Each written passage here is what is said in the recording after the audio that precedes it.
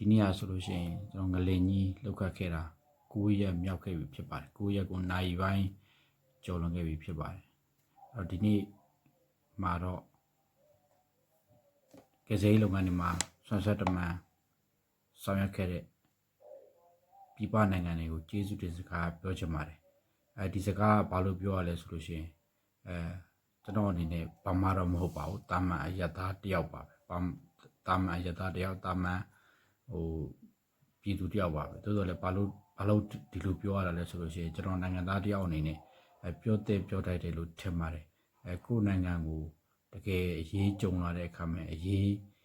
အသက်ဘေးနဲ့ရင်ဆိုင်လာရတဲ့အချိန်မှာသူတို့ရဲ့ပါဝင်ကူညီမှုတွေကိုကျွန်တော်တို့အတိအမှတ်ပြုဖို့လိုပါတယ်ကူညီတယ်ဆိုတဲ့နေရာမှာလည်းပဲအရေးပေါ်ရှာဖွေနဲ့ကယ်ဆယ်ရေးပါအန်ဒီရဲ့ရမ်းများတဲ့အလုပ်တွေပါဒီအလုပ်တွေသူတို့ရဲ့အသက်တွေကိုလည်းရင်းမိလောက်ရပါတယ်ဘာမှမဖြစ်ဘူးလို့ပြောကြပေမဲ့လည်းဖြစ်သွားလို့ရှိရင်လည်းပဲ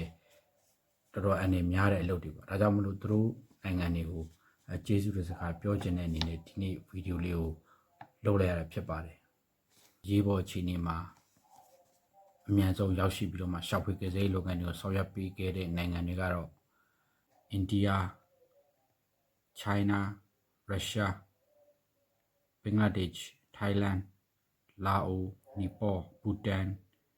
Malaysia Indonesia Singapore China Hong Kong ပေါ့နောက် Belarus Bhutan UAE Vietnam Turkey Pakistan နဲ့ဖိလစ်ပိုင်နိုင်ငံတို့ဖြစ်ကြပါတယ်ဒါတွေကတော့ရှင်းစင်းအောင်ဆိုသူတို့ဒီကယ်ဆယ်ရေးပစ္စည်းနဲ့ကိုယ်တိုင်ကိုယ်ကျလာရောက်ပြီးတော့မှရှာဖွေကယ်ဆယ်ရေးလုပ်ငန်းတွေကိုလုပ်ခဲ့တဲ့နိုင်ငံတွေပဲဖြစ်ပါတယ်အဲ့နိုင်ငံတွေကအချို့ဒီအရေးပေါ်ရှာဖွေကယ်ဆယ်ရေးအဖွဲ့တွေကတော့သူတို့နိုင်ငံကိုပြန်သွားကြပြီဖြစ်ပါတယ်ဒီနေ့9ရက်မြောက်တဲ့နေ့မှာ10ရက်မြောက်တဲ့နေ့မှာပြန်တဲ့ပွဲရှိတယ်9ရက်မြောက်တဲ့နေ့မှာပြန်တဲ့ပွဲရှိပါတယ်ဒီနိုင်ငံတွေကကိုယ်တိုင်ကိုယ်ကျပါဝင်လာခဲ့တယ်ဆိုပေမဲ့ကိုယ်တိုင်ကိုယ်ကျမှာပါဝင်မဲ့နဲ့အဝေးကနေလူဒန်းတဲ့နိုင်ငံတွေလည်းအများကြီးရှိပါတယ်ဥပမာပြသီလင်္ကာ USA UK UN လို့ဖွဲ့စည်းကြီးတွေကလည်းပဲအများကြီးလူဒန်းတာရှိပါတယ်အဲ့ဒီအလူငွေနဲ့ပတ်သက်ပြီးလည်းပဲတချို့ကဘယ်ကိုရောက်သွားလဲဘလို့သုံးလိုက်တာလဲသူတို့တိုက်ရိုက်အကူအညီမရဘူးဆိုတဲ့သူသားမျိုးတွေအတွက်လည်းပဲဒီလူငွေတွေကဘယ်လိုပုံစံသုံးလဲဆိုတဲ့ဟာကိုကျွန်တော်တို့ပြီးခဲ့တဲ့အတွေ့အကြုံတွေကနားလည်လွယ်အောင်ကျွန်တော်နောက်တော့ဗီဒီယိုတွေမှာရှင်းပြပါမယ်အခုကျွန်တော်ရွတ်ပတ်ပြသွားတဲ့နိုင်ငံတွေကကျွန်တော်နိုင်ငံကိုအရေးပေါ်အခြေအနေမှာရှေ့စစ်နောက်ဆက်ဆိုသူတို့ရောက်ရှိပြီးတော့ကယ်ဆယ်ရေးလုပ်ငန်းတွေကိုဆွမ်းဆက်တမန်ဆောင်ရွက်ခဲ့တဲ့နိုင်ငံတွေပဲဖြစ်ပါတယ်အဲ့ဒီနိုင်ငံတွေကမှကျွန်တော်တို့နိုင်ငံမှာလက်ရှိအခြေအနေအောင်ရှိပြီးတော့မှစေကန်းစီယုံပေါ့စီယုံရေးပေါ်စီယုံရွှေပြောင်းတဲ့စီယုံတွေဖွင့်နေတဲ့နိုင်ငံတွေလည်းရှိပါတယ်အိန္ဒိယရုရှားဘူတန်နောက်လာအိုအဲ့နိုင်ငံတွေကတော့အဲ့နိုင်ငံရဲ့ကယ်ဆယ်ရေးအကြီးကျမရေးဖွဲ့တွေကတော့ကျွန်တော်တို့နိုင်ငံမှာလက်ရှိဂျပန်ပေါ့နော်စီယုံနဲ့ဖွင့်လှစ်ပြီးတော့မှဆောင်ရွက်ပေးနေတာဖြစ်ပါတယ်သူတို့ကတော့ကျွန်တော်နိုင်ငံမှာကာလရှည်နေပြီးတော့မှကူညီသွားမယ်လို့ထင်ပါတယ်ကယ်ဆယ်ရေးမှာဆောင်ရွက်ပေးကြတဲ့လူတွေအပြင်တကယ်ရှာဖွေကယ်ဆယ်ရေးမှာ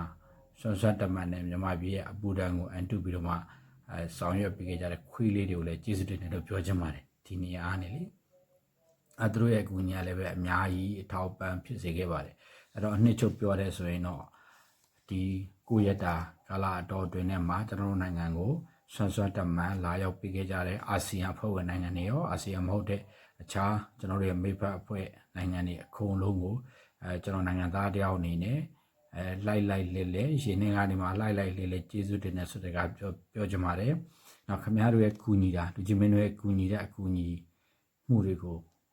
ကျွန်တော်တို့တသက်မမေ့ပါဘူးကျွန်တော်တို့ရဲ့